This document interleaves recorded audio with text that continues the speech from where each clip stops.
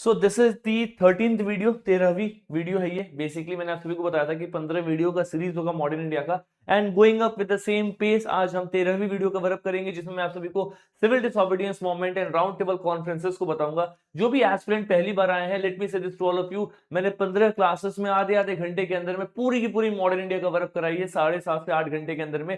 You guys can watch out this particular videos rightly, starting from advent of Europeans, जैसे Europeans का आगमन होता है वहां से लेके हम देश की आजादी तक पहुंचने वाले हैं। आज हम 1930 से 34 के बीच के घटनाक्रम इवेंट्स को पढ़ेंगे और हम समझेंगे यहां से क्वेश्चंस कैसे बनते हुए नजर आते हैं। फॉर दोस्त who do not know me, my name is Rupesh, I am founder of power IAS and let us begin this particular session. चलो फटाफट स्टार्ट करते हैं। देखो, अगर आप पहली बार भी आए हो तो आपको आराम से समझ में आएगा, बस सुनते चलो क्या बता रहा हूं, याद करा दूंगा। I make sure that every event is like आपको याद हो चुका है, समथिंग लाइक दैट, राइट। देखो, सिविल डिसोबीडियंस हिंदी में बोलते हैं इसको सविनय अवज्ञा आंदोलन। अब महात्मा गांधी जी ने सिविल डिसोबीडियंस मूवमेंट को स्टार्ट किया था। This was the second major mass movement, मतलब जनहित में आप देखो एक बहुत बड़ा आंदोलन, अगर आप देखोगे राष्ट्रीय आंदोलन, तो दूसरा सबसे बड़ा आंदोलन था। It was the second major mass movement. First major mass movement क्या था? What was the first one? Sir, सबसे पहला जो मेजर मास मूवमेंट था that was the non cooperation, असहयोग। इसके बाद क्या आ रहा है सर? Civil disobedience. इंपॉर्टेंट क्यों है? बिकॉज नॉन कोऑपरेशन के बाद में आ रहा है और सबसे पहली बार हमने एक्सप्लिसिटली अपने डिमांड्स को सामने रखे, that is the complete independence. पूर्ण स्वराज का डिमांड यहाँ पे कहीं ना कहीं सामने रखा गया है। पूर्ण स्वराज से संबंधित एक लाहौर सेशन है 1929 का, मैं उस सेशन के बारे में भी आपको बताऊंगा जब हम इस बैकग्राउंड में, इस मोमेंट के बैकग्राउंड को समझेंगे कि बेसिकली क्विट इंडिया का कहानी कहां से शुरू होता है, बेसिकली इसका बैकग्राउंड क्या आ रहा है। फटाफट देखो, सबसे पहले दिखाई देगा political development in between 1928 and 29। देखो हुआ क्या था, मैंने आपको पिछली क्लास में बताया था कि नेहरू रिपोर्ट सामने आई थी, मतलब मोतीलाल नेहरू ने एक ऑल इंडिया पार्टी कॉन्फ्रेंस किया था, उसमें अलग अलग पॉलिटिकल पार्टीज को इनवाइट किया गया। सभी ने साथ में मिलकर के एक रिपोर्ट दिया कि हमें देश में आगे इस डिमांड को सामने रखना है। That is something what we want as the future of the country. हमारे देश के भविष्य के रूप में हम इस चीज को चाहते हैं। तो उस डिमांड को जो सामने रखा गया था that was the Nehru report. इसको कोलकाता सेशन 1928 में इंडियन नेशनल कांग्रेस से इंडोर्स भी किया था। नेहरू रिपोर्ट में हमने डोमिनियन स्टेटस मांगा था, हमने पूर्ण स्वराज नहीं मांगा था। मतलब इंडियन नेशनल कांग्रेस ने कंप्लीट इंडिपेंडेंस नहीं मांगा था, उन्होंने डोमिनियन स्टेटस मांगा था उस टाइम पीरियड में। और उसके बाद 1 साल का टाइम दिया गया था। मतलब ये है कि सर दिसंबर 1928 में नेहरू रिपोर्ट अंग्रेजों को दिया गया और बोला गया कि हम आपको 1 साल का टाइम दे रहे हैं। 1 साल के अंदर इस नेहरू रिपोर्ट को आप इंडोर्स करिए, एक्सेप्ट करिए, लागू कराइए। अगर आप 1 साल में इस नेहरू रिपोर्ट को इंप्लीमेंट नहीं करेंगे तो कहीं ना कहीं महात्मा गांधी जी को बोलेंगे कि आप पूरे देश में सिविल डिसोबीडियंस मूवमेंट की स्टार्टिंग करिए, है ना। नेहरू रिपोर्ट क्यों? बिकॉज पहले साइमन कमीशन आया था 1927 में, तो इंडियन साइमन कमीशन को अपोज कर रहे थे। तो ब्रिटिशर्स में जो लॉर्ड लिनलिथगो थे उस वक्त के सेक्रेटरी ऑफ स्टेट, उन्होंने चैलेंज किया था कि अगर आप साइमन कमीशन को अपोज कर रहे हो तो आप ही अपना एक रिपोर्ट दे दो जिसमें आप सभी लोग एक साथ यूनाइट होकर के सपोर्ट करो। और इंडियंस ने कहीं ना कहीं उसी के बदले नेहरू रिपोर्ट यहाँ पे बना करके दिया था, ठीक है। तो डोमिनियन स्टेटस का दर्जा था 31 दिसंबर 1929 तक इन लोगों को देना था, बट इन्होंने कुछ भी ऐसा किया नहीं। इसी टाइम पे इरविन ने एक डिक्लेरेशन दिया। इरविन ने बोला कि देखिए, इरविन कौन है? तो लॉर्ड इरविन इस वक्त के वॉइसरॉय थे। कौन से थे ये सर? इस वक्त के वॉइसरॉय थे, राइट, ब्रिटिशर्स के। ना इरविन ने बोला कि आपको जो भी कुछ चाहिए आप इंग्लैंड जाइए, हम इंग्लैंड में आप सभी के साथ में राउंड टेबल कॉन्फ्रेंस करने के लिए तैयार हैं, है ना। वहां पे आप सभी बैठिए, अपने डिमांड्स को सामने रखिए, हमारे ब्रिटेन के जो प्राइम मिनिस्टर है वो बैठेंगे और आपके साथ नेगोशिएट करेंगे। आप वहां पे बैठ करके चीजों को नेगोशिएट करिए। तो पहली बार ब्रिटिशर्स ने इंडियंस को इक्वल का ट्रीटमेंट दिया है in this round table conference, जहां पे सब एक राउंड टेबल में बैठ करके डिस्कस करेंगे। इसको हिंदी में गोल मेज सम्मेलन भी कहते हैं, ठीक है। लेकिन हुआ क्या सर, इस टाइम पीरियड में बहुत सारे लोग थे जो तैयार नहीं थे इसको एक्सेप्ट करने के लिए, बिकॉज अल्टीमेटली एक तो आपके सामने जो नेहरू रिपोर्ट दिया गया आप उसको एक्सेप्ट नहीं कर रहे, ऊपर से आपने दूसरा ही कुछ सामने रख दिया। अब इसमें आता है सर दिल्ली मैनिफेस्टो। होता क्या है सर, इस टाइम पीरियड में इंडियन नेशनल कांग्रेस ने अपने कुछ डिमांड सामने रखे कि अगर आप एटलीस्ट इस डिमांड को पूरे करोगे तभी हम राउंड टेबल कॉन्फ्रेंस के लिए भी जाएंगे। सबसे पहले बताया गया कि इमीडिएटली आप हमें डोमिनियन स्टेटस दीजिए, हमें राउंड टेबल कॉन्फ्रेंस जाने से पहले at least give us the dominion status. अब देखो, डोमिनियन स्टेटस का पंगा है। डोमिनियन स्टेटस में अपन पूर्ण स्वराज नहीं मांग रहे, हम ये कह रहे हैं कि हमारे जो अलग अलग डोमिनियंस है उसमें अपने हिसाब से रेगुलेट करें, अपने हिसाब से अपने इंटरनल इश्यूज को हैंडल करें। बाहरी रूप में बड़े स्केल पे ब्रिटिशर्स का ही शासन होगा देश में, लेकिन जो अलग अलग प्रोविंसेस है, प्रांत है, वो अपने हिसाब से अपने आप को रेगुलेट करे।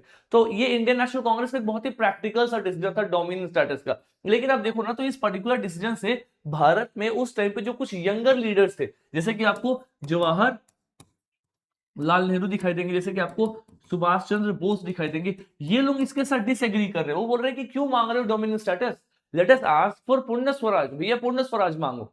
लेकिन हुआ क्या, ब्रिटिशर्स ने डोमिनेंट स्टेटस देने से भी इनकार कर दिया था। तभी जाकर के नेहरू रिपोर्ट के बाद में जब जवाहरलाल नेहरू एक अध्यक्षता करते अगले सेशन में, तो उन्होंने बोला कि हमें डोमिनेंट स्टेटस नहीं चाहिए, now we want nothing less than Purna Swaraj, nothing less than complete independence. अभी बताऊंगा मैं उसके बारे में। एनीवेज, तो इन्होंने बोला कि आप डोमिनेंट स्टेटस हमें दे रहे हो तो एटलीस्ट इमीडिएट बेसिस पे दीजिए, तभी जाकर के हम राउंड टेबल कॉन्फ्रेंस को हम अटेंड करेंगे। राउंड टेबल कॉन्फ्रेंस में कांग्रेस का मेजॉरिटी रिप्रेजेंटेशन होना चाहिए। आप मुस्लिम लीग को बुलाएंगे, दूसरी पार्टीज को बुलाएंगे, but you should know something that Indian National Congress has majority representation of this country, so we should be having majority representation in the round table conference as well. ये सब कुछ ना कुछ इनके बेसिकली डिमांड्स थे, राइट। इसी बीच में सर लाहौर सेशन होता है जहां पे पूर्ण स्वराज की मांग की गई। अब ये सेशन इतना हिस्टोरिकली इंपॉर्टेंट है कि काफी बार यहां से एग्जाम में क्वेश्चंस आते हैं। होता क्या सर, इस सेशन की अध्यक्षता करते हैं जवाहरलाल नेहरू, जो उस वक्त एक युवा नेता थे, he was the young leader. Precisely इस पर्टिकुलर सेशन में कहा we want nothing less than Purna Swaraj, मतलब they just wanted to have is Purna Swaraj. भैया हमें पूर्ण स्वराज यानी कि कंप्लीट इंडिपेंडेंस से नीचे और कुछ भी नहीं चाहिए, that is the complete goal. मतलब now we want is nothing less than the Purna Swaraj. पूर्ण स्वराज हमारा क्या गोल है। और इसी टाइम पीरियड में एक ट्राई कलर फ्लैग को होस्ट किया गया। कब किया गया सर, 31 दिसंबर 1929 में एक ट्राई कलर फ्लैग को होस्ट किया गया और ये बोला गया कि हम 26 जनवरी को आज से, स्पेशली 1930 से, हम इंडिपेंडेंस डे के रूप में सेलिब्रेट करेंगे। And that exactly is the reason why 26 January is very important, because इस पर्टिकुलर सेशन में जो इंडियन नेशनल कांग्रेस थी उसने पूर्ण रूप से अपना एक डिमांड सामने कर दिया कि now we want nothing less than the Purna Swaraj. क्यों? बिकॉज सर डोमिनियन स्टेटस भी आपने डिनाई कर दिया, यानी कि आप तो कुछ भी नहीं दोगे, तब हमें पूर्ण स्वराज चाहिए। सीधी सी बात, डोमिनियन स्टेटस भी नहीं चाहिए। तो अगर क्वेश्चन आ गया कि सबसे पहली बार इंडियन नेशनल कांग्रेस ने पूर्ण स्वराज के डिमांड को कब रेज किया था, so that was the Lahore session of 1929 under the presidency of Jawaharlal Nehru. Specially Ravi नदी के पास में फ्लैग होस्ट हुआ है। कौन सी रिवर है sir, that is river Ravi, वहां पे फ्लैग होस्ट हुआ है और वहां पे जाकर के इन्होंने सिविल डिसोबीडियंस, और ये भी बोला कि महात्मा गांधी जी भारत में सिविल डिसोबीडियंस मूवमेंट को स्टार्ट करेंगे और हम राउंड टेबल कॉन्फ्रेंस को बॉयकॉट करेंगे। सब बात बोल दिया गया। क्यों राउंड टेबल कॉन्फ्रेंस बॉयकॉट करेंगे? Because round table conference attend करने के लिए लीडर्स ने, जो आपके इंडियन नेशनल कांग्रेस के लीडर्स हैं, उन्होंने बोला था कि कम से कम इमीडिएट बेसिस पे आप डोमिनेंट स्टेटस तो दीजिए हमें, तब हम जाएंगे ना अटेंड करेंगे। तब हम देखेंगे ना कि फर्दर क्या आपने डिमांड से क्या करना है। आपने वो भी मना कर दिया। मतलब सीधी सी बात है सर, ब्रिटिशर्स कुछ भी नहीं देना चाहते, वो बस आपको बेवकूफ बना रहे। और ये बात ब्रिटिशर्स को लेकर के इंडियन नेशनल कांग्रेस को समझ में आ गया था, तो उन्होंने सीधा बोला कि let us boycott the round table conference. I think this is clear to all of you, right? Now let us move ahead. I'll just take 30 seconds for you all। जिस तरीके से हम लोग एंशियंट इंडिया कवर अप कर रहे हैं, sorry modern India cover up कर रहे हैं, अगर आप इसी तरीके से एंशियंट कवर अप करना चाहते हैं तो मैंने आप सभी के लिए 10 क्लासेस की एक एंशियंट इंडिया की सीरीज बनाया हुआ है जिसका नाम है ancient India NBT, that is not beyond this. इसके बाहर कुछ भी नहीं। इस पर्टिकुलर 10 क्लास के अंदर में हमने जितने भी ट्रेंडिंग एरियाज है मैप्स के थ्रू कवर अप किए हुए हैं, प्लस जो रिपीटिव थीमेटिक एरियाज है जहां से क्वेश्चंस बार बार रिपीटिव थीम्स में आते हैं उनको कवर अप किया हुआ है और 1 पेजर नोट्स के साथ में कवर अप कराया हुआ है। पावर मंथन एप्लीकेशन में मिलेगा एट जस्ट ₹499। 10 क्लासेस में complete ancient India wrapped up. इसके बाद अपन मेडिवल भी सोचेंगे, लेकिन at least you should cover the ancient India specially maps के साथ में। और जो भी ऐसे एस्पिरेंट है जो इस वक्त प्रीलिम्स अटेम्प्ट करने वाले हैं, let me say this to all of you, आप सभी के लिए जितने भी सब्जेक्ट्स है, हिस्ट्री, पॉलिटी, ज्योग्राफी, इकोनॉमी, 4 जो मेजर सब्जेक्ट्स है जहां पे थीम्स के ऊपर में क्वेश्चन आते हैं, उन सभी के लिए हमने स्टार्ट किया हुआ पीवाईक्यू डिकोडर कोर्स। इस पर्टिकुलर कोर्स में हम 30 थीम्स हम आइडेंटिफाई करेंगे। उन 30 थीम्स के ऊपर में जहां पे बार बार रिपीटेड थीम्स में क्वेश्चंस आते हैं, उन 30 थीम्स को हम 30 क्लासेस में कवर अप करेंगे and that is going to give you extra edge of at least 30 marks in the UPSC prelims 2026। ये कोई प्रेडिक्शन नहीं है, कोई जादू टोना नहीं है, it's a scientific logical process. UPSC में पीवाईक्यू के गलत ऑप्शंस के ऊपर में क्वेश्चंस बनते हैं, तो हम हर एक गलत ऑप्शन को पढ़ेंगे, समझेंगे और उसके ऊपर में कंटेंट और नया सीखेंगे, और ताकि उससे उसके ऊपर में पूछे गए सवाल हमसे एग्जाम में लगने चाहिए। So that is how this entire course has been prepared, right. बाकी आपको इसमें एलिमिनेशन टेक्निक सब कुछ पढ़ाया जाएगा एट जस्ट ₹799। अभी ऑफर में है, तो आप पावर मंथन एप्लीकेशन डाउनलोड करके वहां पे इसको चेकआउट कर सकते हो। चलो without wasting time let us go ahead. अच्छा, there is a good news for all of you and specially I want this from every one of you, जितने भी एस्पिरेंट इस पर्टिकुलर वीडियो को देख रहे हैं। बहुत जल्दी पावर आईएएस पे हम सबसे पहली बार अपना फाउंडेशन कोर्स लेकर के आएंगे, जहां पे history, geography, polity, economics, IR, international security, internal security, सब कुछ एवरीथिंग विल टीच। ऐसे हो गया, एथिक्स हो गया, सब कुछ कवर अप करेंगे। कंप्लीट ड्यूरेशन 10 से 11 महीने का होगा कोर्स का, सिस्टमैटिक तरीके से कवर अप करते हुए नजर आएंगे। I just want to know your opinion कि how much of people like you are actually willing to have that particular course rightly in front of us, because that is something which is going to help us to arrange and to make something better for all of you, right? So please let me know your raw opinion in the comment box. Will definitely appreciate, and I always read the comments of every individual, so will definitely revert to each and everyone's comment. ठीक है, चलो भैया आते वापस। अब होता क्या है, इंडियन नेशनल कांग्रेस ने पूर्ण रूप से अपना बना लिया है कि हमें राउंड टेबल कॉन्फ्रेंस को रिजेक्ट करना है, और अब हम इरविन के सामने कुछ डिमांड्स रखेंगे महात्मा गांधी। जैसे इरविन ने उस डिमांड को रिजेक्ट किया, महात्मा गांधी पूरे देश में सिविल डिसोबीडियंस मूवमेंट यानी कि सविनय अवज्ञा आंदोलन की शुरुआत कर देंगे। ठीक है, तो गांधी के 11 डिमांड्स में क्या है, महात्मा गांधी ने 11 डिमांड सामने रखे हुए हैं लॉर्ड इरविन के सामने। फटाफट देखो, पहले तो था कि रुपी से स्टर्लिंग एक्सचेंज रेशियो को कम करने को लेकर के है, लैंड रेवेन्यू जो है उसको 50% तक अब घटाइए आपने किसानों के ऊपर में, फार्मर्स के ऊपर में इतना प्रेशर क्रिएट करके लैंड रेवेन्यू आप उनसे ले रहे हो, राइट। जो आप सॉल्ट टैक्स ले रहे हो, सॉल्ट टैक्स को खत्म करिए। और salt is very important because ultimately क्या होता था कि ब्रिटिशर्स ने अपनी मोनोपोली बना रखी थी सॉल्ट के ऊपर में, कि सॉल्ट का प्रोडक्शन भी ब्रिटिशर्स ही करेंगे, उस पर टैक्स भी ब्रिटिशर्स ही लगाएंगे और कोई प्रोडक्शन नहीं कर सकता। इससे क्या हो रहा है ना कि सॉल्ट एक ऐसा चीज है जो गरीब से गरीब इंसान, अमीर से अमीर इंसान सबको चाहिए, लेकिन अगर आप उसके ऊपर भी मोनोपोली बना रहे हो मतलब आप हमें एक्सप्लॉइट कर रहे हो। तो महात्मा गांधी जी ने सिविल डिसोबीडियंस में जो 11 डिमांड्स, मतलब जो पहले 11 डिमांड्स महात्मा गांधी जी ने रखा हुआ है, इन 11 डिमांड्स में से महात्मा गांधी जी ने सॉल्ट को एक डिमांड का रूप चूज किया है, और उसी सॉल्ट के नाम पे सिविल डिसोबीडियंस की शुरुआत की गई है। इसलिए वहां पे उसको सॉल्ट सत्याग्रह भी कहते हैं। क्यों? क्योंकि सर सॉल्ट एक ऐसा चीज है जो गरीब से गरीब इंसान, अमीर से अमीर इंसान सबको चाहिए, और उस चीज के ऊपर भी ब्रिटिशर्स ने अपनी मोनोपोली बना रखी है, एकाधिकार। सिर्फ ब्रिटिशर्स ही प्रोड्यूस करेंगे, सिर्फ ब्रिटिशर्स ही टैक्स लगाएंगे, complete power to Britishers, which is not justified ना। ठीक है, क्या बोला गया, सर मिलिट्री एक्सपेंडिचर घटाइए, आप मिलिट्री में इतना पैसा लगा रहे हो, जो भी लैंड रेवेन्यू से पैसा आ रहा है उठा करके मिलिट्री में लगा रहे हो। मिलिट्री में क्यों लगा रहे हो? ताकि आप इंडियंस को और परेशान कर सको, राइट। तो उसको पैसा को मिलिट्री में ना लगाओ, उसको एजुकेशन में लगाओ, लोगों के वेलफेयर में लगाओ। मिलिट्री एक्सपेंडिचर कम करिए, जो सिविल सर्विसेज में हाई सैलरीज दी जा रही है उनको भी कम करिए, राइट। सेकंड, जो हमारे पॉलिटिकल प्रिजनर्स है उनको छोड़िए, वो हमारे प्रिजनर्स नहीं है, वो एक्चुअली हमारे रिप्रेजेंटेटिव्स हैं, आपने उनको पॉलिटिकल प्रिजनर बना रखा हुआ है। ऑल्सो आपके जो क्रिमिनल इन्वेस्टिगेशन डिपार्टमेंट है, जो हर दूसरे दिन किसी भारतीय को टेररिस्ट घोषित कर दे रहा है, रेवोल्यूशनरी घोषित कर दे रहा है, उसके ऊपर रिफॉर्म की आवश्यकता है। पोस्टल रिजर्वेशन बिल को एक्सेप्ट करिए, इंडियन टेक्सटाइल्स को प्रोटेक्ट करिए, because ultimately Indian textiles time to time खराब होते जा रहा है ना। इंटॉक्सिकेंट्स जो भी नशीली पदार्थ है इसको बैन करना चाहिए इंडिया में। Plus reserve coastal shipping for Indians, Indians के लिए कोस्टल शिपिंग रिजर्व करो, हमारी शिपिंग कम्युनिटी को प्रमोट करो, शिपिंग वाले एरिया में बिजनेस क्या करो, प्रमोट करो basically. Popular control over firearm licence, मतलब आपने जिस तरीके से फायर आर्म लाइसेंस के ऊपर पूरा कंट्रोल रखा हुआ है वो प्रॉपर रखिए। ऐसा ना हो कि आप ब्रिटिशर्स को अलाउ कर रहे हैं कि आप फायर आर्म्स रखो और इंडियंस को मना कर रहे हो कि हम आर्म्स नहीं रख सकते और ब्रिटिशर्स रख सकते हैं। ऐसा नहीं होना चाहिए, there should be popular control. तो बेसिकली गांधी जी के ये 11 डिमांड्स थे इरविन के सामने, और महात्मा गांधी ने कहा था कि अगर ये 11 डिमांड्स आपने फुलफिल नहीं किया तो हम पूरे देश में स्टार्ट करेंगे सिविल डिसोबीडियंस मूवमेंट, यानी कि सविनय अवज्ञा आंदोलन। एग्जैक्टली वही होता है, there was no positive response from the government and that is the reason why Mahatma Gandhi launch this particular movement that we call as the civil disobedience movement, right. तो अब इस मूवमेंट की शुरुआत हुई कैसे?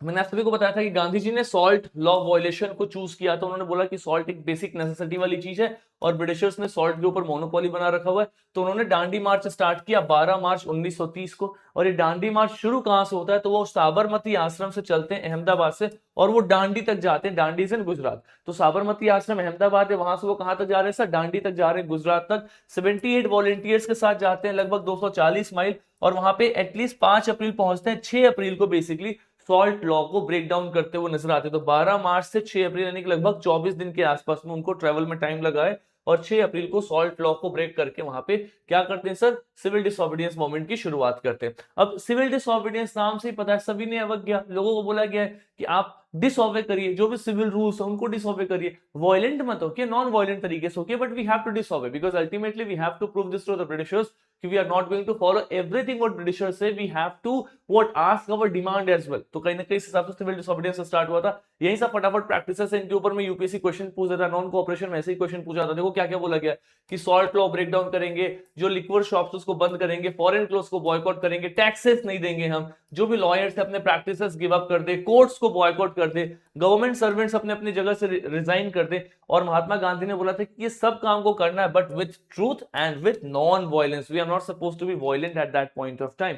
इस चीज को लेकर के बेसिकली इसकी शुरुआत की गई थी। अब देखो जो सिविल डिसोबीडियंस मूवमेंट हुआ है ना, वो इतना बड़ा आंदोलन था कि देश के अलग अलग कोने से अलग अलग लोग इस आंदोलन को आगे लेके चल रहे थे। ठीक है, फटाफट देखेंगे सर कौन कौन सा रीजन है। तो सबसे पहले तमिलनाडु, यहां से आपको सी राजगोपालाचारी। अब जो मैं आपको टेबल दे रहा हूं, इस टेबल को याद कर लेना। पूरा कंटेंट कहां मिलेगा आपको? पावर मंथन एप्लीकेशन में फ्री ऑफ कॉस्ट में कंटेंट आपको मिल जाएगा, है ना। फ्री वाईटी कोर्स करके वहां पे सेक्शन बना है, उसको डाउनलोड करके लॉगिन करके आराम से ले सकते हो without paying even a single rupee.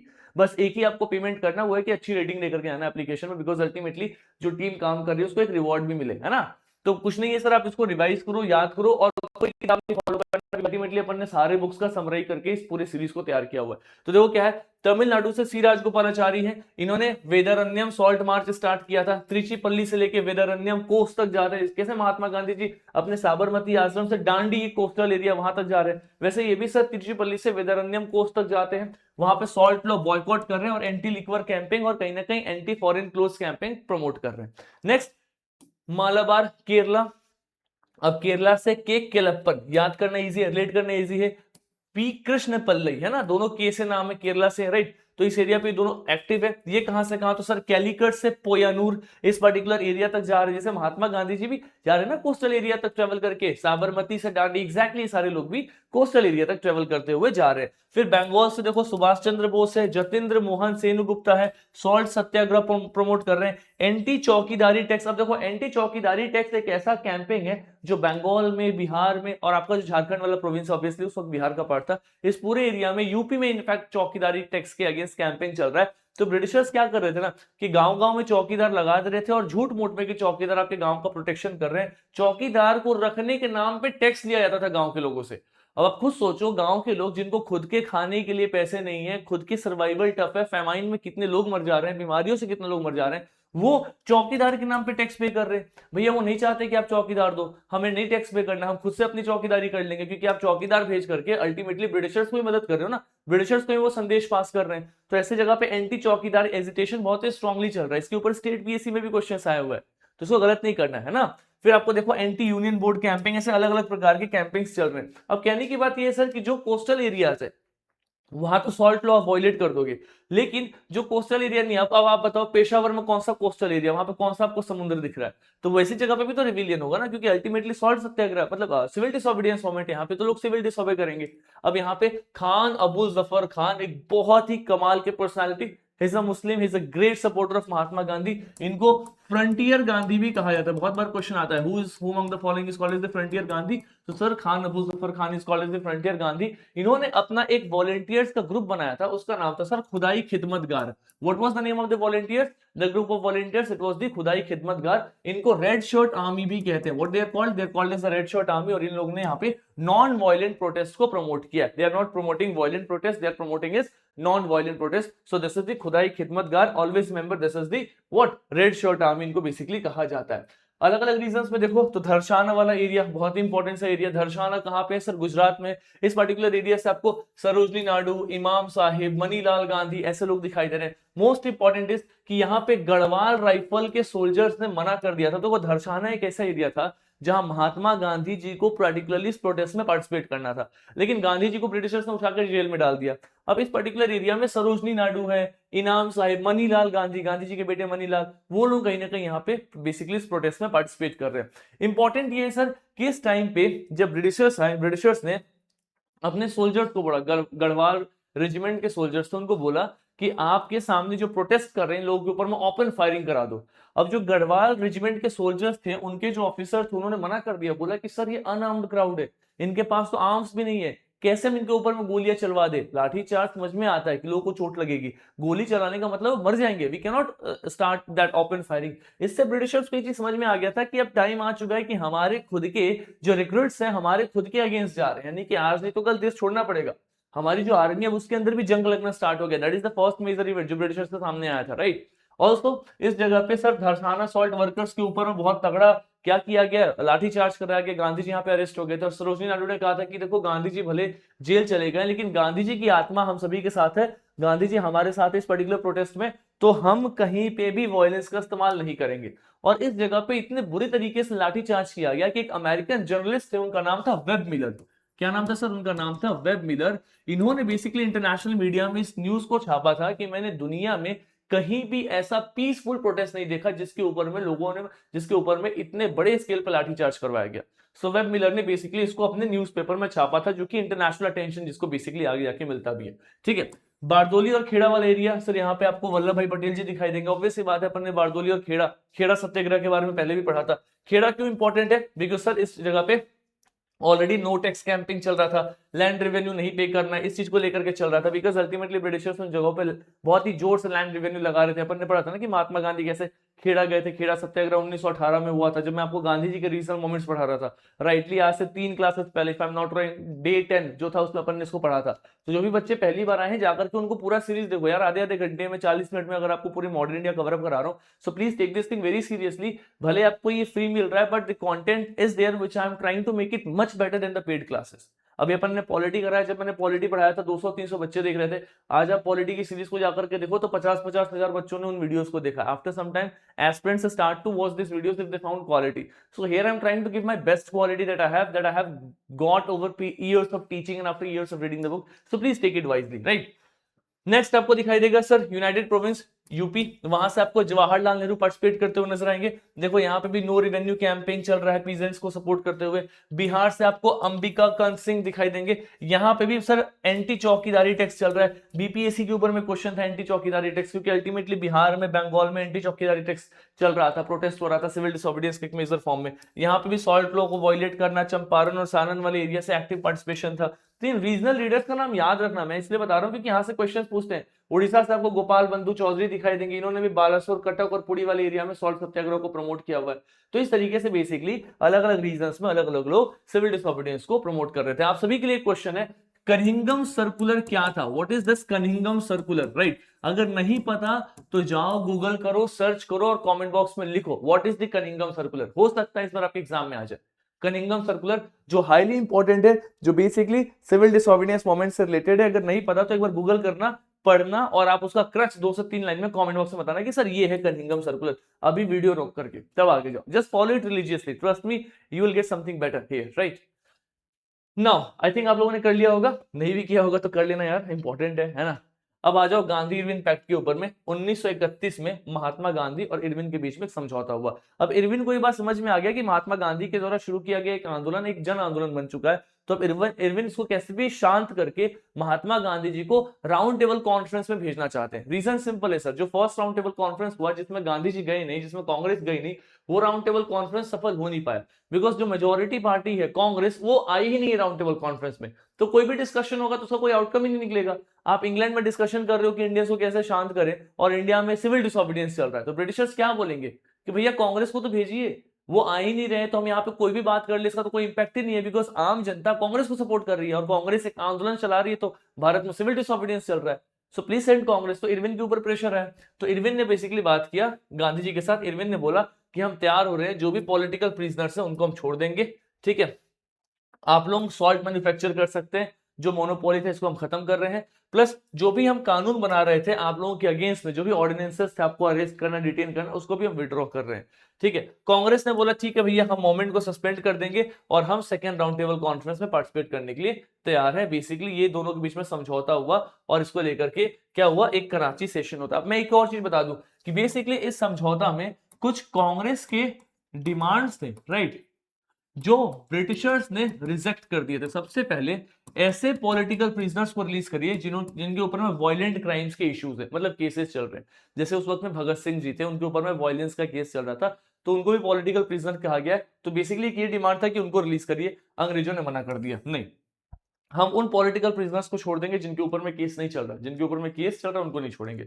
दूसरा ये बोला गया कि आपका जो पुलिस ने एक्सेसेस किया है, जिस तरीके से पुलिस ने बल का प्रयोग किया है, उस पर्टिकुलर सिचुएशन के ऊपर में एक पूरा इन्वेस्टिगेशन होना चाहिए। There should be a complete investigation on police excess, right? इसको भी कहीं ना कहीं मना कर दिया अंग्रेजों ने। नहीं भैया, हम कोई इन्वेस्टिगेशन नहीं करेंगे कि पुलिस ने किस तरीके से बल का प्रयोग किया, कितने लोगों के राइट्स को हर्ट किया, कितनों को चोट पहुंचाया, कितने लोगों को क्या हुआ, इसके ऊपर में कुछ भी इन्वेस्टिगेशन नहीं होगा। तो ऐसे 2-3 डिमांड्स थे इंडियंस की, जिसको बेसिकली अंग्रेजों ने मना कर दिया, जिसमें एक सबसे बड़ा डिमांड था भगत सिंह जी और उनके फ्रेंड्स की जान बचाना। ब्रिटिशर्स ने उनको फांसी की सजा दे दी थी और कहीं ना कहीं वो महात्मा गांधी उनको बचा नहीं पाए। Basically Gandhi ji tried this but ultimately Britishers were not ready with that particular demand. होता क्या सर इसके कारण, कि कराची में सेशन होता है 1931 में, और ये जो कराची का सेशन था 1931 का, ये इतना इंपॉर्टेंट सेशन था कि प्रीसाइजली इस पर्टिकुलर सेशन में गांधी और इरविन के पैक्ट को इंडोर्स किया गया। Congress actually endorse Gandhi Irwin pact, यानी कि गांधी और इरविन के बीच में जो समझौता हुआ था, बेसिकली कांग्रेस ने उसको एक्सेप्ट कर लिया कि ठीक है, गांधी इरविन के बीच का जो समझौता हम उसको रेडी कर रहे हैं, सिविल डिसोबीडियंस खत्म करेंगे और हम अब सेकेंड राउंड टेबल कॉन्फ्रेंस में पार्टिसिपेट करेंगे। लेकिन जब महात्मा गांधी कराची सेशन के लिए जा रहे थे, तो इस पर्टिकुलर सेशन के 6 दिन पहले भगत सिंह जी और उनके दोस्तों को फांसी की सजा दे दी गई थी। तो लोग बहुत ज्यादा क्रोधित भी थे, महात्मा गांधी से खुश भी नहीं थे। तो उन्होंने गांधी जी को रास्ते में ब्लैक फ्लैग, काले झंडे दिखाए थे। जब महात्मा गांधी बेसिकली सेशन को अटेंड करने जा रहे थे कराची, तो बहुत लोगों ने काले झंडे दिखा करके अपना दुख प्रकट किया था। बट महात्मा गांधी के ऊपर खुद के चैलेंजेस थे। गांधी चाह रहे थे कि किसी भी भगत सिंह जी और बाकी उनके फ्रेंड्स को बचाएं, बट सिचुएशन ऐसा था कि ब्रिटिशर्स ने पूर्ण रूप से मना कर दिया। और ऐसा भी नहीं है कि इंडियन नेशनल कांग्रेस इतनी पावरफुल है कि ब्रिटिशर्स ने मना कर दिया तो भैया हम उनके अगेंस्ट दंगे कर लेंगे। अगर हम थोड़ा सा भी वायलेंस करेंगे तो ब्रिटिशर्स दो चार लोग और पकड़ के उनको भी फांसी दे देंगे, बिकॉज अल्टीमेटली उनके पास सारा पावर है। तो कहीं ना कहीं एक स्टेट ऑफ कॉम्प्रोमाइज तो लाना है। तो बहुत लोग गांधी जी को क्रिटिसाइज करते हैं, which doesn't make any sense. Gandhi ji tried his level best, but that's a different thing that the Britishers were not agree with that particular demand. तो इस पैक्ट में 3 चीज सामने आया। सबसे पहला यह कि हम लोग फंडामेंटल राइट्स की डिमांड रखेंगे कि भैया हम सभी के पास में कुछ मौलिक अधिकार होना चाहिए। ऐसा नहीं हो कि ब्रिटिशर्स जिसको जब चाहे उठा करके पनिश कर दे, जेल में डाल दे, ये नहीं होना चाहिए। दूसरा, हम नेशनल इकोनॉमिक प्रोग्राम के ऊपर में बोलेंगे कि आप काम करिए, राष्ट्रीय स्तर पे हमारे इकोनॉमिक स्थिति में इंप्रूवमेंट होना चाहिए। There should be a programme which should be dealing with national economy. और तीसरा, हम अभी भी पूर्ण स्वराज ही चाह रहे हैं, बिकॉज अल्टीमेटली जो डोमिनियन स्टेटस का डिमांड था वो अब खत्म हो चुका है। डोमिनियन स्टेटस इन्होंने लास्ट मांगा था नेहरू रिपोर्ट में 1928 में। 1929 में जब डोमिनियन स्टेटस नहीं मिला, तो लाहौर सेशन के बाद में अब पूर्ण स्वराज का डिमांड सामने आ चुका है। यानी कि मैंने आपको 2 सेशन बताया, लाहौर सेशन 1929 का, कराची सेशन 1931 का। दोनों इंपॉर्टेंट है, क्वेश्चन आ सकते हैं। Please take this thing very seriously every one of you, ठीक है।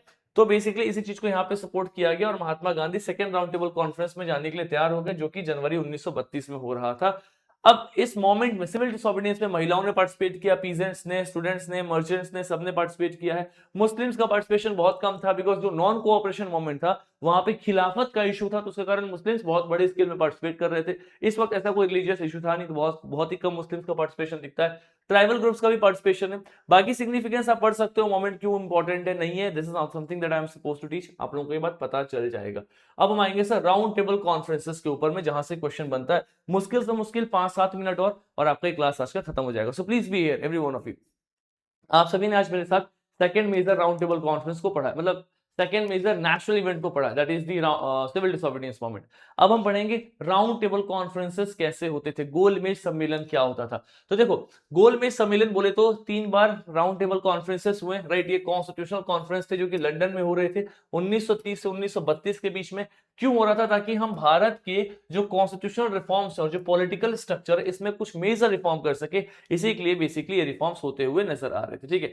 तो जो सबसे पहला राउंड टेबल कॉन्फ्रेंस था वो रमसेट मैकडोनल्ड ब्रिटिश प्राइम मिनिस्टर थे, और उस वक्त के जो रूलर थे वो थे जॉर्ज 5। अब इंपॉर्टेंट ये है कि सर जॉर्ज 5 क्या थे? उस वक्त ब्रिटिश के रूलर थे। ब्रिटिश में अभी भी राजा रानी का शासन चल रहा था। और एक जगह एक बार क्वेश्चन भी आया था कि जब देश आजाद हुआ था तो उस वक्त में कौन थे ब्रिटिश क्राउन। याद रखना, ये सब ऐसी चीजें हैं जो मेजोरिटी ऑफ बुक्स में मिस्ड आउट होती है। आप स्पेक्ट्रम देख लो, वहां भी आपको नहीं मिलेगा। तो याद रखना वो है जॉर्ज 6। जब देश आजाद हुआ है तो जॉर्ज 6 आपको ब्रिटिश के रूलर दिखाई देते हैं। बहुत बार ऐसा बोला है कि George 6 is the last ruler of India, because ultimately 1947 के बाद में तो ब्रिटिशर्स का शासन खत्म हो गया, ठीक है। तो जो जॉर्ज 6 थे वो आखिरी ब्रिटिश रूलर थे, राइट। अभी कौन है सर? जॉर्ज 5 है। बैकग्राउंड में आ जाओ सर, बहुत सारे फैक्टर्स है। साइमन कमीशन का रिपोर्ट आया, सिविल डिसोबीडियंस हुआ, बहुत कुछ चल रहा था, तो इसके लिए राउंड टेबल कॉन्फ्रेंसेस बुलाए गए। 3 बार राउंड टेबल कॉन्फ्रेंस हुआ। पहला वाला नवंबर 1930 से जनवरी 1931 के बीच में। इसको इंडियन नेशनल कांग्रेस ने पूर्ण रूप से बॉयकॉट कर दिया था। क्यों बॉयकॉट किया था? बिकॉज जो इंडियन नेशनल कांग्रेस थी इस वक्त वो पूरी तरीके से सिविल डिसोबीडियंस मूवमेंट में लगी हुई थी। फिर सेकंड राउंड टेबल कॉन्फ्रेंस हुआ 1931 में, सितंबर से लेकर के दिसंबर के बीच में। इसमें इंडियन नेशनल कांग्रेस से बस एक ही इंसान पार्टिसिपेट कर रहे थे, वो थे आपके गांधी जी। सिर्फ गांधी जी थे जो इंडियन नेशनल कांग्रेस से इसमें पार्टिसिपेट करते हुए नजर आते हैं। फिर एक तीसरा राउंड टेबल कॉन्फ्रेंस भी होता है, इसको भी महात्मा गांधी और बाकी लोगों ने बॉयकॉट कर दिया। यानी कि कांग्रेस ने बस एक ही राउंड टेबल कॉन्फ्रेंस अटेंड किया, that is the second round table conference. और इस सेकंड राउंड टेबल कॉन्फ्रेंस में कांग्रेस के रिप्रेजेंटेटिव कौन थे? सो ही वाज महात्मा गांधी जी। बाकी थर्ड राउंड टेबल कॉन्फ्रेंस को भी यहाँ पे स्किप कर दिया गया, ठीक है। Now let us talk about the first round table conference. तो ये सब बताने की आवश्यकता नहीं है, डेट उतना इंपॉर्टेंट नहीं है। लंदन में हुआ था, आराम से मैकडोनल्ड थे इनके, है ना, प्राइम मिनिस्टर टाइम पीरियड में। सर मुस्लिम लीग से आगा खान, मोहम्मद अली जिन्ना, डिप्रेस क्लास से बी आर अम्बेडकर, है ना, liberals, Hindu Mahasabha, women, labour, सब ने पार्टिसिपेट किया था। लेकिन ये सक्सेस इसलिए नहीं हुआ क्योंकि इसमें कांग्रेस नहीं आई थी। तो इससे ज्यादा एग्जाम के लिए और कुछ इंपॉर्टेंट भी नहीं है। सेकंड राउंड टेबल कॉन्फ्रेंस में भी रामसे मैकडोनल्ड थे, इसको याद रखना। तीनों राउंड टेबल कॉन्फ्रेंस में British prime minister Ramsay MacDonald ही आपको दिखाई देंगे। ठीक है, बैकग्राउंड था सर गांधी इम्पैक्ट, और तीनों का तीनों राउंड टेबल कॉन्फ्रेंस लंदन में हुआ है। इंडियन नेशनल कांग्रेस को महात्मा गांधी रिप्रेजेंट कर रही थी, साथ में सरोजनी नायडू भी पार्टिसिपेट करती हैं। इसमें भी देखो सर, तो मुस्लिम डेलीगेशन में कौन आपको आगा खान दिखाई देंगे, जिन्ना दिखाई देंगे, इकबाल दिखाई देंगे, डिप्रेस क्लास में अंबेडकर दिखाई देंगे। ऐसे अलग अलग कैटेगरीज के लोग दिखाई देते हुए नजर आएंगे। अब इसका मेजर इशू क्या डिस्कस हुआ और ये क्यों फेल हुआ था, इसको थोड़ा अच्छे से समझना। सबसे पहला इशू डिस्कस हुआ है कि वहां पे एक रिस्पॉन्सिबल गवर्नमेंट होगी, यानी कि गांधी जी ने डिमांड किया कि हमारे देश में एक इमीडिएट बेसिस पे रिस्पॉन्सिबल गवर्नमेंट होनी चाहिए at this point of time. This is the first demand of Gandhi ji. दूसरा, कॉमनल रिप्रेजेंटेशन, माइनॉरिटीज को सेपरेट इलेक्टोरेट दे दिया गया। ये बड़ी इंटरेस्टिंग सी बात है। अब इसी चीज से महात्मा गांधी जी को बहुत आपत्ति हो रही थी, क्योंकि गांधी जी कह रहे थे कि हमारे नेशनल यूनिटी के अगेंस्ट में ये। अब सेपरेट इलेक्टोरेट का कॉन्सेप्ट मैं आपको बता चुका हूं। मतलब क्या, सपोज करो अगर इस एरिया को हमने सेपरेट इलेक्टोरेट दिया है, तो इस एरिया में अगर दो कम्युनिटी है ए और बी, और अगर सपोज करो सी, तीन कम्युनिटी है, और ए कम्युनिटी को अपन ने इसमें सेपरेट इलेक्टोरेट दे दिया, मतलब इस एरिया से जो रिप्रेजेंटेशन करेगा वो इंसान ए कम्युनिटी का होगा, प्लस इस एरिया में जो लोग वोट करेंगे इस इंसान के फेवर में वो भी सिर्फ ए ही कम्युनिटी के होंगे। यानी कि बी और सी कम्युनिटी का इंसान ना ही रिप्रेजेंटेशन कर सकता है, ना ही वोट कर सकता है, वो उसका यहाँ पे कोई रेलेवेंस ही नहीं, एक तरीके से समझ जाओ। तो बी और सी कैटेगरी के लोग जो होंगे ना, वो यहाँ से माइग्रेट करके वैसी जगह पे चले जाएंगे जहां पे इनके पास में क्या होगा, सेपरेट इलेक्टोरेट होगा। तो इससे क्या होगा सर, देश में अलग अलग डिवीजन हो जाएगा। अब आप सोचो कि भैया एक जगह पे चार किस्म के लोग रह रहे हैं, लेकिन आपने बस एक ही किस्म के इंसान को वोटिंग राइट दिया है। तो जो जो वोटिंग राइट अपने कैटेगरी वन के लोगों को दिया है, जब वो अपनी सरकार बनाएंगे तो वो सरकार भी बस एक ही कैटेगरी के लोगों के बारे में सोचेगी जिनसे उनको वोट आ रहा है, बाकी कैटेगरी के लोगों के बारे में नहीं सोचेगी। तो इससे कहीं ना कहीं देश में यूनिटी और इंटीग्रिटी के मेजर चैलेंजेस आ सकते हैं, देश टूट सकता है। On the other hand, minorities को ये चीज अच्छी क्यों लग रही है, बिकॉज माइनॉरिटी को ऐसा लग रहा है कि भैया हमें मेजोरिटी ने अभी तक दबा के रखा, अब हमें सेपरेट इलेक्टोरेट मिलेगा, हमें वोटिंग राइट मिलेगा, तो हमारा इंपावरमेंट होगा। तो इंपावरमेंट होगा, इट्स अ गुड थिंग। लेकिन ये इंपावरमेंट किस कॉस्ट पे हो रहा है, तो on the cost of division in the country. जैसे आप देखो हिंदू मुस्लिम्स के बीच में डिवीजन हुआ, वैसे डिवीजन के नाम पे इंपावरमेंट हो रहा है। That is something which is not making any sense at the end of the day, right. तो यहाँ पे आपको कॉमनल रिप्रेजेंटेशन का भी एक सिस्टम दिखाई देगा। तो बेसिकली माइनॉरिटीज ने सेपरेट इलेक्टोरेट को यहाँ पे डिमांड किया था, गांधी जी ने अपोज कर दिया, because he said that this is a factor of national unity. Minority issue में माइनॉरिटी पैक्ट हुआ था, जो गांधी जी बेसिकली इससे संतुष्ट नहीं थे, और इसके कारण कहीं ना कहीं ये पूरे तरीके से फेल हो गया। कॉमनल रिप्रेजेंटेशन को लेकर के इसमें महात्मा गांधी जी ने पूर्ण रूप से आपत्ति जताया है, राइट। और बाद में ब्रिटिश के पॉलिटिकल लीडरशिप में चेंज हो जाता है, वहां पे अपोजिशन में विंस्टन चर्चिल आ जाते हैं, तो गांधी जी बेसिकली भारत आ जाते हैं बिना किसी एग्रीमेंट के। फिर तीसरा राउंड टेबल कॉन्फ्रेंस किया गया, इसमें भी ये सारे लोग गए थे, लेकिन महात्मा गांधी नहीं गए थे, इसलिए इसका कोई फाइनल आउटकम आ नहीं पाता है, right. So that is the reason why जो सेकेंड राउंड टेबल कॉन्फ्रेंस था, वो राउंड टेबल कॉन्फ्रेंस एक ऐसा कॉन्फ्रेंस था जहां पे ब्रिटिशर्स ने हर एक कम्युनिटी को सेपरेट इलेक्टोरेट देने के लिए तैयार हो गए थे। और आप एक चीज नोटिस करोगे, क्वेश्चन आता है कि तीनों राउंड टेबल कॉन्फ्रेंस में कौन कॉमन है, कौन बार बार जा रहे हैं, तो उसमें आपको दिखाई देगा सर बी आर अम्बेडकर साहब, वो फर्स्ट सेकंड थर्ड तीनों राउंड टेबल कॉन्फ्रेंस में जाते हुए नजर आते हैं। अब अम्बेडकर साहब चाहते हैं कि जो माइनॉरिटीज हैं उनको सेपरेट इलेक्टोरेट मिले, बिकॉज अम्बेडकर साहब का एक बात कहना है, वो ये कह रहे हैं सर कि अगर कल हमारा देश आजाद भी हो जाए, तो इस आजादी में आजाद कौन होगा सर, आजाद वो होगा जो अपर कास्ट के लोग हैं। लोअर कास्ट वाला तो उसके बाद भी गुलाम रहेगा, अपर कास्ट वाले तो लोअर कास्ट को तब भी गुलाम बना के रखेंगे। तो हमें लोअर कास्ट को इंपावर करना है। तो अम्बेडकर जी कह रहे हैं कि जब मुस्लिम्स को सेपरेट इलेक्टोरेट मिला तो गांधी जी को दिक्कत नहीं थी, लेकिन आज माइनॉरिटी को, डिप्रेस क्लास को सेपरेट इलेक्टोरेट मिल रहा है, तो महात्मा गांधी जी को इससे समस्या हो रही है। तो अम्बेडकर जी इसलिए महात्मा गांधी जी से थोड़े से नाराज हो गए थे, राइट। दोनों की विचारधारा अलग चल रही थी। गांधी जी का यह मानना था कि ब्रिटिशर्स ने पहले ही हिंदू और मुस्लिम के बीच में विभाजन कर दिया सेपरेट इलेक्टोरेट डाल करके, जिसके कारण आज हिंदू और मुस्लिम बहुत हद तक एक जगह नहीं प्लेटफॉर्म पे खड़े हो पा रहे हैं। मुस्लिम्स के लिए एक मुस्लिम लीग इसलिए बन चुकी है, राइट। अब अगर upper caste, lower caste, women and normal people, depressed और बाकी लोगों में अगर इतने कॉमन इलेक्टोरेट्स आप दे दोगे, तो पूरा का पूरा जो हिंदू कम्युनिटी इतने भाग में टूट जाएगा कि हम कभी आजाद ही नहीं हो पाएंगे। बिकॉज आजाद होने के लिए हमें यूनाइट होना होगा, यूनाइट होकर के नेशनल सेंटिमेंट को प्रमोट करना होगा। ब्रिटिशर्स तो चाहते ही है कि फूट डालो और राज करो, तो आपको इंपावरमेंट क्या है कि आपको डिवीजन करना चाह रहे हैं, दैट इज द रीजन वो कॉमनल इलेक्टोरेट सेपरेट इलेक्टोरेट लेकर के आ रहे हैं। अगर आप उस पर सपोर्ट करेंगे तो हमारा नेशनल फ्रीडम स्ट्रगल कमजोर हो जाएगा। अब देखो जब नॉन कोऑपरेशन था मुस्लिम्स कितना ज्यादा पार्टिसिपेट कर रहे थे, अब उनका पार्टिसिपेशन कम हो गया, सिविल डिसोबीडियंस में मुस्लिम का पार्टिसिपेशन है ही नहीं, because Muslim league round table conference attend कर रही थी। तो मुस्लिम्स में बहुत सारे मुस्लिम थे जो कट गए, जो मुस्लिम लीग के सपोर्टर थे वो सिविल डिसोबीडियंस में आए ही नहीं।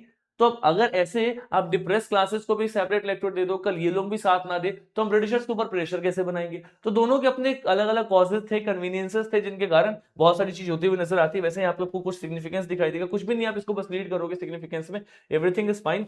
तो इसी चक्कर में यहाँ पे क्या हो रहा है सर, आगे चल के मैं आपको अगली क्लास में बताऊंगा कि किस तरीके से महात्मा गांधी और बेसिकली अंबेडकर के बीच में डिफरेंसेस पैदा होते हैं जब कॉमनल अवार्ड भारत आता है। क्या आता है सर? कॉमनल अवार्ड आता है। कॉमनल अवार्ड मतलब एक ऐसा सिस्टम था जिसने भारत में जितने भी डिप्रेस क्लासेस थे उन सभी को सेपरेट इलेक्टोरेट दे दिया, जिसके बाद महात्मा गांधी को यरवदा जेल में डाल दिया गया, और यरवदा जेल में जाकर महात्मा गांधी जी ने इस कॉमनल अवार्ड के अगेंस्ट में भूख हड़ताल स्टार्ट किया, और उनकी स्थिति इतनी खराब हो गई थी कि महात्मा गांधी और अंबेडकर दोनों ने मिलकर के एक पूना पैक्ट साइन किया था। तो मैं आपको पिछली क्लास में बताऊंगा कॉमनल अवार्ड क्या है, पूना पैक्ट क्या है, और इसी टाइम पीरियड में पहली बार इलेक्शन 1937 में कैसे हो रहा है, और जब इसी टाइम पीरियड में सेकेंड वर्ल्ड वॉर स्टार्ट होता है 1939 में, तो कांग्रेस मिनिस्टर्स क्यों रिजाइन कर रहे हैं, अगस्त ऑफर क्या है, क्रिप्स मिशन क्या है, राइट, कैबिनेट प्लान क्या है। तो इन सभी चीजों को हम अगली क्लासेस में कवर अप करेंगे। क्विट इंडिया मूवमेंट क्या था, everything will cover in the next 2 classes, and that is how history is going to be. तो अगली 2 क्लासेस में आप सभी का मॉडर्न इंडिया कहीं ना कहीं पूरे तरीके से कंप्लीट हो जाएगा।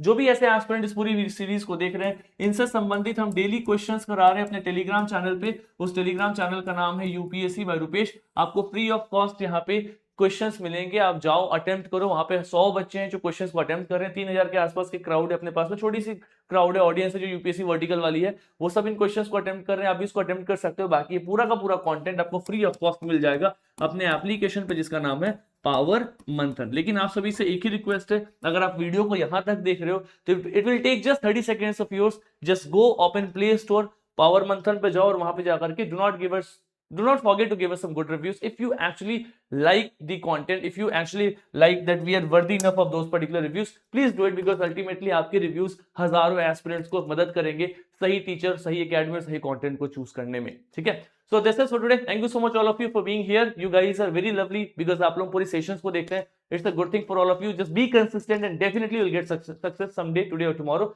By the time, just be there, right? बाकी कुछ भी हो, let me know in the comment box. This is for today. Thank you so much. God bless you all. Take care. Thank you so much.